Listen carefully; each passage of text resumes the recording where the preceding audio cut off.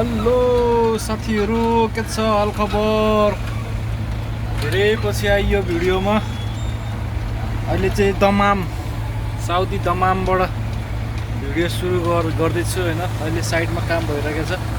अहिले यो कचरा लोड भइरहेको छ भने मेरो काम चाहिँ यता क्रेनमा भइरहेको छ, सिलिकन लगाउने। म चाहिँ यसरी बसिरहेको छु हैन। मेसिन अलिक पुरानो छ मेरो चाहिँ। कचरा लोड भइरहेको छ यहाँ। यो साइड चाहिँ सिद्धिन लाग्यो है, स्कुल बनाउँदै हो। त्यही कति मिडो भराउँछ हो यसले, राति त भराइसकेको छ।